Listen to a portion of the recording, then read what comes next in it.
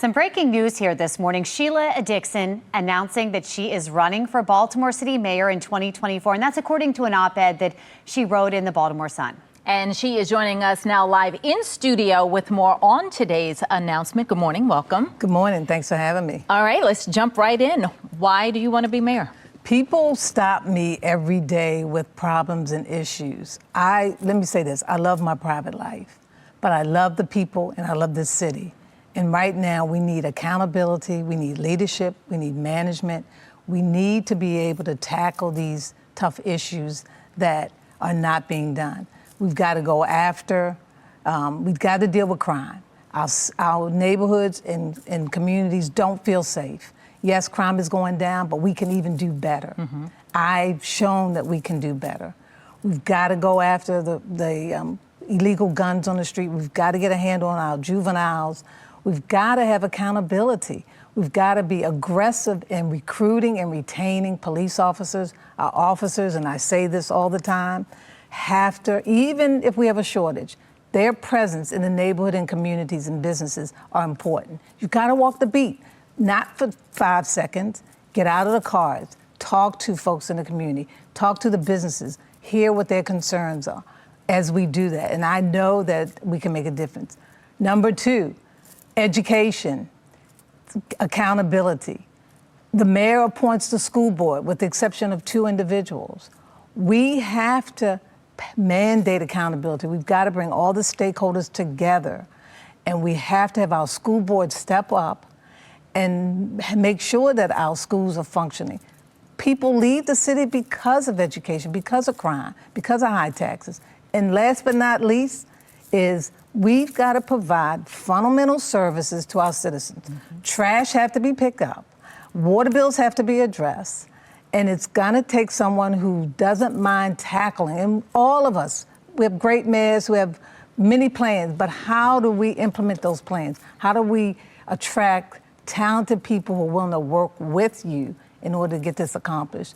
And that's it. We saw your post in the Baltimore Sun, the op-ed. Are you officially announcing that you are running for mayor of Baltimore? Yes, I'm officially announcing at 11 o'clock today, and where I started my political career in the Druid Heights community, really to show an example of when you work on a project and trying to rebuild and revitalize a community, you've got to continue to build on that. It's now in the 3rd phase after 15 years. That whole area should be vibrant and different than what it is today. And it's going to take someone who has the management ability and the skills. Last but not least, people who work for city government, who work for the taxpayers. I'm a taxpayer. We need them back in the office. We need them back to work so people can come to City Hall, go to the agencies. Everybody's not going to go online. Everybody's not going to see what's happening by going on an app. You need to be able to interact with people on a daily basis. You're hitting on a lot of the points that you would address as mayor. In conversations with you over the years, back in 2021, you said that you didn't think that the city had a clear, concise crime plan. We're 2 years away from that now. Do you still feel the same? Part of why I supported Ivan Bates in this last election is because I know what it takes and what it's like to have a state's attorney working in partnership. We have a new sheriff in town. The sheriff's department was very intricately involved in our crime plan. The Criminal Coordinating Council, not just made up of certain entities of public safety, the judges are not part of that criminal coordinating piece. That's a key element.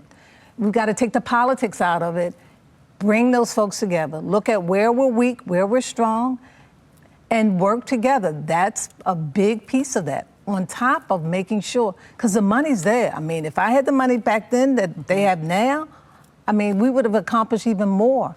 But we can't continue to waste and we can't continue to make excuses. And I'm not saying that, yes, crime is going down, but juveniles, we've got to address. Early on, when cars were being stolen, several months ago, 500 a month or whatever the number was. We needed to tackle it then before it got out of control. Same thing with carjacking. You got to get at it at the very beginning. You mentioned some of the roles within city leadership. If you are elected mayor, would you keep acting police commissioner Richard Worley in his role? So Richard Worley was a sergeant or lieutenant when I was mayor. I really don't have a relation. I don't know him. It's not about the person at this point. It's about implementing plans that can work and sustain itself long term. That's what Baltimore needs to be. I don't want to compare us to any other city. We need to focus on Baltimore, sustaining it, making changes that are going to last, because this is a great city. We have everything that it takes to be successful. We have talked about safe streets extensively, and that was something that was implemented under you. Over the course of the years that followed, there have been a lot of questions about safe streets. People don't understand how it works, who the workers are. We've seen some of the workers are actually convicted felons and have records behind them. The way you see it implemented now, are you still in support of safe streets? To be honest with you, the way I see it now as well, it needs to be assessed, because I'm not sure the direction of what safe streets has become. It's always been utilizing individuals who were part of that culture to be able to go back into their community and be able to work in that community, to be those ears and eyes, to be able to not work for the police, but to get to those individuals and work with them. I'm not sure if that same system is operating. I do believe that the budget, not necessarily the staff, but I believe that it needs to be more transparent than what it is, and I'm not sure why it's not. And so, again, you've got to assess so many programs. Things that are working, that are effective, I always believe in building on that. It's like CityStat. That was a tool that we use in order to manage and administer and to look at what's working and what's not working. You mentioned assess it. With some of the issues that Patrice was just mentioning, does safe streets need to be investigated? I think safe streets needs to be investigated. I think that the administrators also need to be looked at, and looking at the budget, looking at what happened. I mean, Brooklyn is a prime example. There were individuals at that event. So no, definitely, I think it does. Let's go back to, you mentioned State's Attorney Ivan Bates and your support of him. So as mayor, working alongside him to bring down the crime numbers, what does that look like? I'm not going to put a number on it. I'm not going to put a percentage of it. I've been out of this game inside of city government for a number of years, but in talking to individuals who are part of the police department, former police officers, and talking to the cops on the beat, and looking at what's going on in communities to prevent crime. I mean, those are factors. We've got to do training. He mentioned about the citations and police department, police officers not writing those citations. A light bulb went off. State's Attorney Pat Jessamy, I remember, she said to me, your police officers are not writing reports. We need to take them to a training class. She created a training class that helped those officers. I called Ivan and said, Ivan, put together a training class for those officers to know how to write those citations. That's what it's going to take. I said, utilize the sheriff's department, utilize the police, the school police. So, all of those are just part of it. And just following up on that, many of the state's attorneys throughout our area, as we have reported, have problems with the juvenile justice reform laws. They don't like the Juvenile Offender Act, and they don't like the Child Interrogation Protection Act. Specifically, they've said that their hands are tied because of that. Does there need to be a special session to address that, or how do you handle those going forward? Well, at this point in September, I doubt if there is going to be a special session, but I believe that the legislators at the Senate and the House of Delegates need to meet with those state's attorneys and really assess those laws, because juveniles have to be accountable. We worked closely with the Secretary of Juvenile Services when I was mayor. We created a mentor program where we went inside of the facility to work with them. So I believe that you got to sit down. Let's face it. I'm not saying that we lock up everybody. That's not what I'm saying. But we've got the resources. Where's the disconnect? If that person is on a monitor, why isn't someone following that individual with who's on that monitor to make sure that they're doing what they need to do? And we've seen a lot of that come up with the Brooklyn Day. The kids were being monitored, but still at Keep in mind, all of those kids, the majority of the kids that ended up being injured to trauma from that day came from Cherry Hill. So we're talking about other neighborhoods that also need to be addressed along with Brooklyn.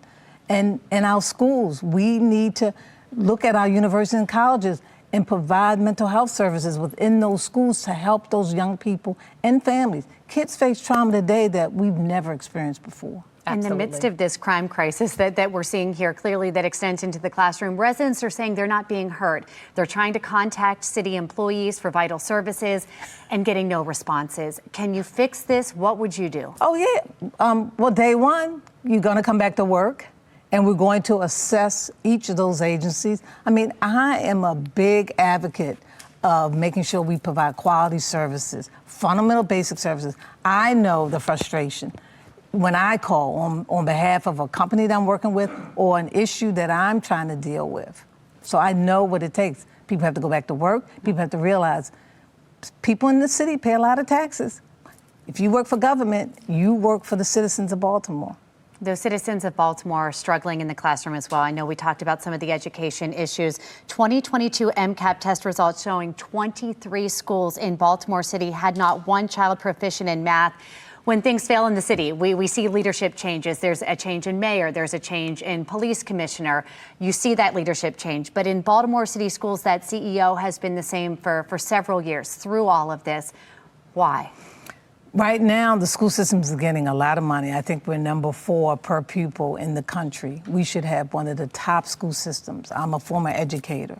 We've got to make sure that the school board, who is the controlling entity, is doing their job. The mayor appoints that school board, except for 2 elected individuals. So my question is, what's going on? You don't even hear from them. Where's the accountability? After COVID, we might need to reassess, might have to have a longer day for young people in the schools, might need to go more months of the year. You know, I just believe we got to do things differently, and we got to have accountability, and you have to be able to tackle and challenge that. And that's part of what I know that I do and my passion and love. And that would change the makeup of the board. You think if you were elected, you might make some different decisions on who's on it?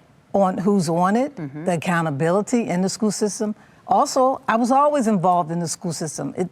Just because the school is separate from city government, we help to fund, the state helps to fund. That doesn't mean that I'm not going to have a say on what's going on in those schools, because our kids are the future. We've got to put everything into them that we can to make them better, to help them. It's a good thing the kids can't vote, though. They're not going to want you to say longer days and more months. Hey, but you know what? Whatever it's going to take. So Project Baltimore just went to a school in Maryland that has it's a rural school where the students there, 100% of them live in poverty, but those students are testing higher than some schools in Maryland. So then the question becomes, does that undermine the argument that children in lower performing or impoverished areas cannot accomplish, they cannot achieve? Or is it that adults are just not expecting enough of them, not pouring enough into them? Well, one, I would go and look at what they're doing and what we're not doing in our schools. Number 2, you still have to have accountability, and all children can learn. Everyone learns at a different level. And you have to look individually at each child to determine their style of learning. You know, you have to look at the makeup of the family, how we can get parents and guardians involved in those children's education. For the last 2 years, I've been doing some things with a couple schools, and just to see that they have to provide incentives to get parents to get their kids to school. And of course, it took me back a minute, and I'm like, huh? But if that's what it's gonna take, we've gotta work with those families. Community schools are so important to help provide those services. Charter schools work. Choice, for me, I think is important for kids to be able to use that money to go to another school if that's what it's going to take. So parent choice, you would support that, and going parochial, private? Whatever it takes, because keep in mind, parents and families want the best for their children. We all do.